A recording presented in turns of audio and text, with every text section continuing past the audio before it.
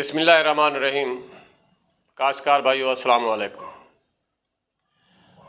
गंदम की फसल के बाद चावल की फसल एक अहम फसल है और हमारे पाकिस्तान में ये अनाज की दूसरी बड़ी फसल है।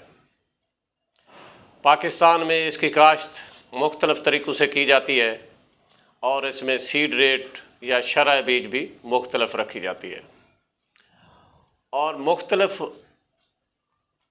मौसमों में इसे काश्त किया जाता है, यानी कुछ लोग आगे पीछे कर जाते हैं। आज ज़्यादातर हम जो बात करेंगे वो इसकी पनीरी से मुताल्लिक़, क्योंकि पंजाब में और तकरीबन पूरे पाकिस्तान में जहाँ जहाँ चावल की फसल काश्त होती है इसकी काश्त पनीरी से ही होती है।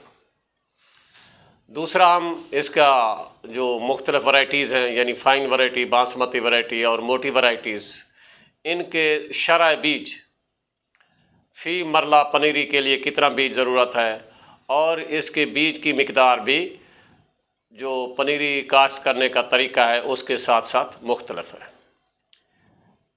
जैसा कि हम इसको यहाँ पंजाब में ख़ास तौर पर 3 तरीक़ों से ये काश्त की जाती है इसकी पनीरी चावल की। एक तो है तारी या कद्दू का तरीका। इसमें फ़ाइन वैराइटीज़ जो हैं, बासमती वैराइटीज़, इसमें पनीरी के लिए आधा किलो फ़ी मरला और मोटी वैराइटीज़ के लिए 1 किलो फ़ी मरला के हिसाब से जो हमारा बीज है वो काफ़ी है। दूसरा तरीका है खुश्क तरीका। इसमें हमारा जो फ़ाइन वैराइटीज़ का यानी बासमती वैराइटीज़ का बीज जो है वो 1.25 किलो फ़ी मरला और जो हमारी मोटी वैराइटीज़ हैं उसमें 1 किलो से 1.5 किलो तक बीज की मिकदार डाली जाती है। तीसरा तरीका है राब का तरीका। इसमें फ़ाइन वैराइटीज़ की जो सीड रेट है फ़ी मरला वो 1 किलो से 1.5 किलो और मोटी वैराइटीज़ के लिए 2 किलो से 2.5 किलो फ़ी मरला के हिसाब से हम बीज का छटा करते हैं। काश्तकार भाइयों, पनीरी का जो वक्त काश्त है ये इंतहाई अहम है, जिसकी वजह से ये वीडियो अपलोड करने की ज़रूरत पड़ी है। हमारे काश्तकार भाई या तो इंतहाई पहले पनीरी काश्त कर देते हैं वक्त से पहले या फिर लेट काश्त करते हैं। एक अच्छी पैदावार लेने के लिए पनीरी का वक्त पर काश्त और इस पनीरी का मौजू वक्त पर खेत की तरफ मुंतकिल करना इंतहाई लाजमी है। पनीरी अगर आगे पीछे हो जाए वक्त से पहले तो बहुत बड़ा पैदावार पर असर पड़ता है। इसका जो वक्त काश्त है पनीरी का, वो जो अपनी 20 मई से पहले हरगिज़ काश्त नहीं करनी चाहिए।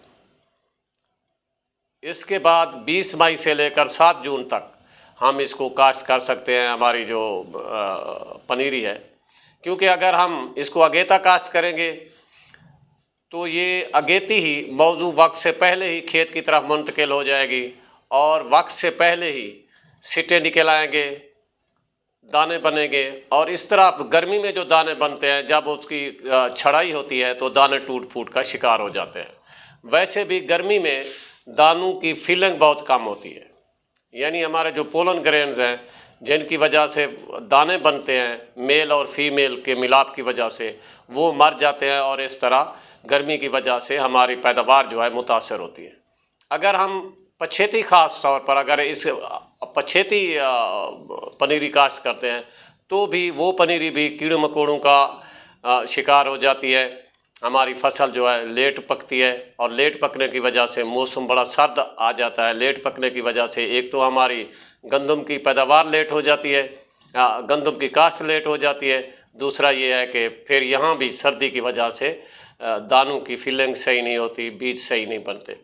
तो ये इंतहाई अहम है कि 20 मई से पहले हरगिज़ हमें काश्त नहीं करनी चाहिए।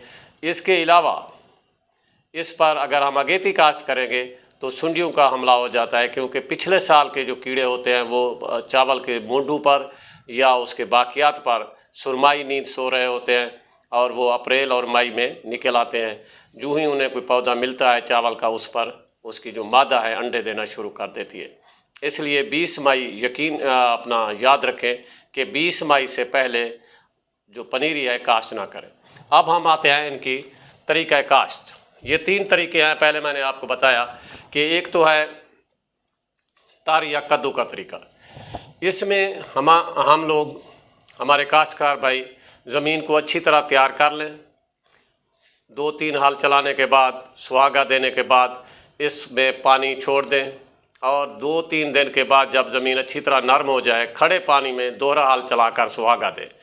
ये अमल 3-4 मरतबा दोहराया जाए। खड़े पानी में सुहागा चलाया जाए, हल चलाया जाए और फिर सुहागा चला दिया जाए।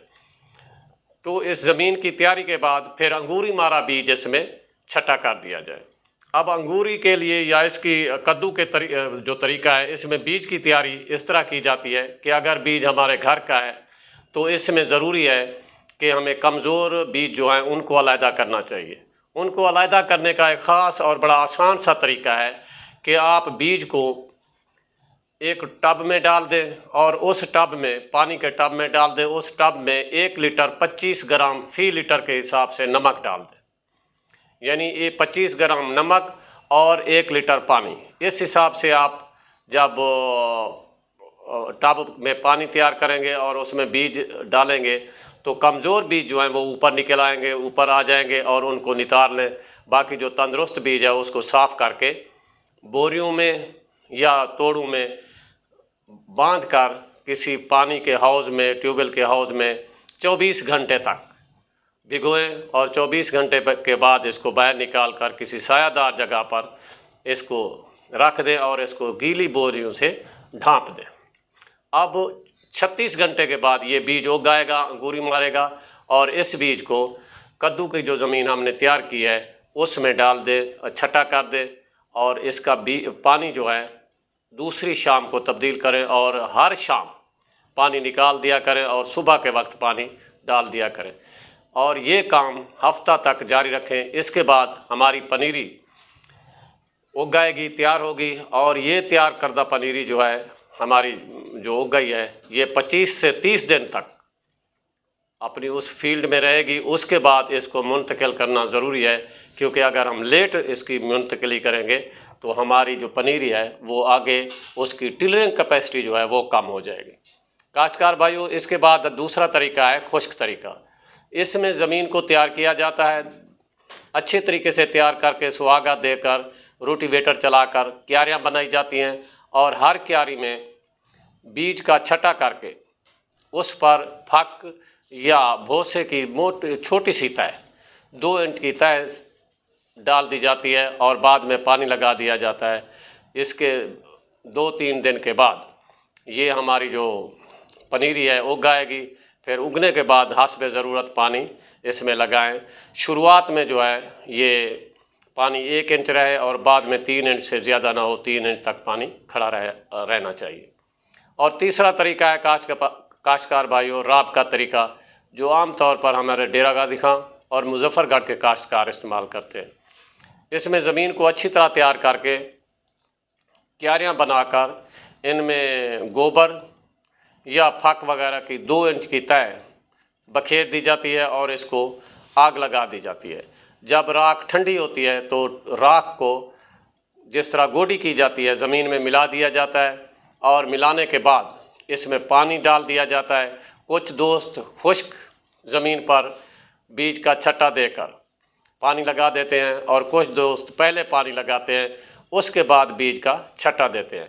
ये पनीरी भी 2-3 दिन के बाद उग आती है और इस पनीरी को भी शिफ्टिंग जो है 30 से 35 दिन के बाद कर देनी चाहिए, क्योंकि अगर पनीरी की शिफ्टिंग 30 से 35 दिन के बाद करेंगे तो उसकी टिलरिंग कैपेसिटी यानी झाड़ बनाने की कैपेसिटी, या जिसे हम कहते हैं कि शाखें निकलती हैं, वो शाखें निकलने की कैपेसिटी थोड़ी हो जाती है, कम हो जाती है। अगर हम इसको ट्रांसप्लांट या पनीरी के खेत से दूसरे खेत में मुंतकिल करें, देर से करें, तो इसकी जो टिलरिंग कैपेसिटी है वो कम हो जाती है। काश्तकार भाइयों, ये आपसे बातें करनी थी, लेकिन जो अहम बात मैं आपसे दोबारा कहता हूँ कि इसकी डेट ऑफ सोइंग, पनीरी की तारीख़ काश्त इंतहाई अहम है। पैदावार अगर आपने अच्छी लेनी है वो 20 मई से पहले हरगिज़ किसी भी किस्म की पनीरी काश्त ना करें। 20 मई से फिर आगे अपना जून का महीना है सारा, उसमें कभी भी कहीं भी आप उसको काश्त कर सकते हैं। काश्तकार भाइयों, अगर हमारी ये वीडियो आपको अच्छी लगे, मालूमाती लगे, तो इस चैनल को सब्सक्राइब कीजिएगा और शेयर कीजिएगा। इन अल्फाज के साथ आपसे इजाज़त चाहूँगा। अल्लाह हाफ़िज़। आमतौर पर देखा गया है कि हमारे ज़िम्मेदार दोस्त जब नर्सरी उगती है, कमज़ोर होती है, तो उसमें डीएपी की खाद डालते हैं। याद रखिए कि डीएपी या फास्फोरसी खादें ऐसी होती हैं जो पौधे की जड़ों को गहरा करती हैं, जड़ें ज़्यादा करती हैं और जड़ों को मजबूत करती हैं। अगर आपने डीएपी की खाद डाली तो जब आप इस नर्सरी को उखेड़ेंगे तो ये उखेड़ने में मुश्किल पेश आएगी आपको और नर्सरी ऊपर से टूट जाएगी। तो कभी भी कमज़ोर नर्सरी को डीएपी की खाद या फास्फोरसी खाद ना दें। अगर आपकी नर्सरी कमज़ोर है तो यूरिया ही डालें, और यूरिया भी उस वक्त डालें जब नर्सरी आपकी 15 से 20 दिन की हो जाए। बाद लोग ये करते हैं कि नर्सरी उखेड़ने के 1-2 दिन पहले यूरिया डालते हैं, वो भी अच्छी नहीं है क्योंकि नर्सरी नरम हो जाती है जिसकी वजह से वो ऊपर से टूटना शुरू कर देती है। इसलिए काश्तकार भाइयों, याद रखिए कि अगर अगर खाद डालनी भी है, आपकी नर्सरी कमज़ोर भी है, कभी भी फास्फोरसी खाद या डीएपी वाली खाद नहीं डालनी, बल्कि यूरिया ही डालनी है।